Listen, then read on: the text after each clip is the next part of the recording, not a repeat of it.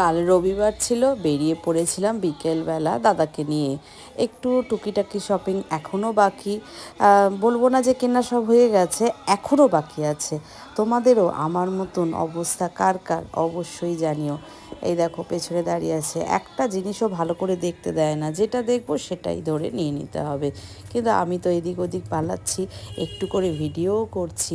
এই দেখো এক বস্তা অলরেডি তোলা হয়ে গেছে, আর দাদা পেছনে আরও কয়েকটা জিনিস দেখছে, আর আমিও তো দেখছি। দেখার থেকে বেশি কি করছি বলো তো, এখন বেশ নেশা চেপে গেছে ভিডিও বানাবার, এই জন্য লুকিয়ে লুকিয়ে একটু ভিডিও করছি। বাই চান্স যদি ধরে বলে যে দিদি প্লিজ এখানে ভিডিও করবেন না, তাই আমি লুকিয়ে লুকিয়ে হাতটা নিচু করে করে ভিডিও করছি।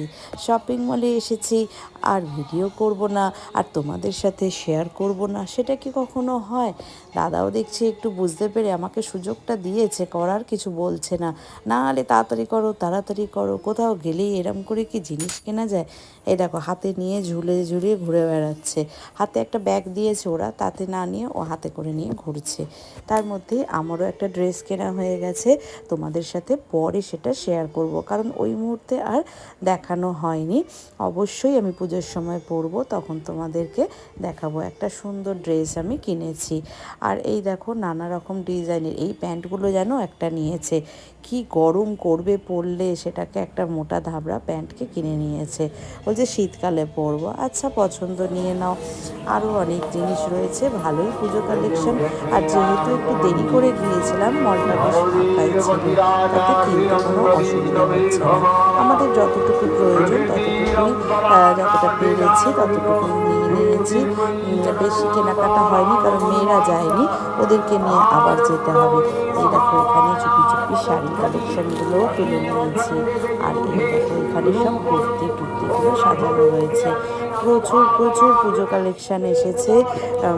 এটা হচ্ছে এম বাজারে, এম বাজার যেটা ধর্মতলায় নতুন হয়েছে সেইটা। এইখানে চলে এসেছিলাম।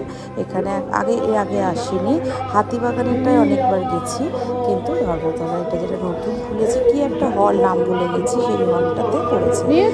তোমাদেরকে পরে অবশ্যই জানাবো, কেউ যদি জানতে চাও কমেন্ট করো, আমি অবশ্যই দাদাকে জিজ্ঞাসা করে বলে দেবো। প্রচুর প্রচুর কালেকশান, ভালো লাগছে। আর দেখো আমি এই নতুন ফিল্টারগুলো ইউজ করতে শিখেছি, মাঝে মধ্যে একটা করে ফিল্টার ইউজ করেছি, সেটাও জানিও কেমন হয়েছে। টুকটাক করে একটু একটু করে শিখছি যে কীভাবে ফিল্টারগুলো ইউজ করা যায়।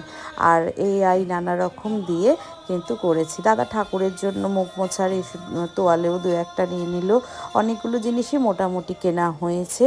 তারপরে তো বাড়ি ফিরতে হবে, একেই রাত হয়ে যাচ্ছে।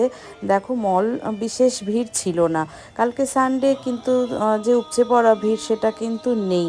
কেন জানি না, মানুষের কেনাকাটা কোন পর্যায়ে গেছে। অনলাইন কেনাকাটা তো এখন একদম মানে মারাত্মক অবস্থা করে দিয়েছে মার্কেটের। দাদা বিলিংয়ে রয়েছে, আমি টুকটুক টুকটুক করে একটু করে ভিডিও করছিলাম। ভালো লাগে এখন কোথায় গেলেই একটু ভিডিও করব।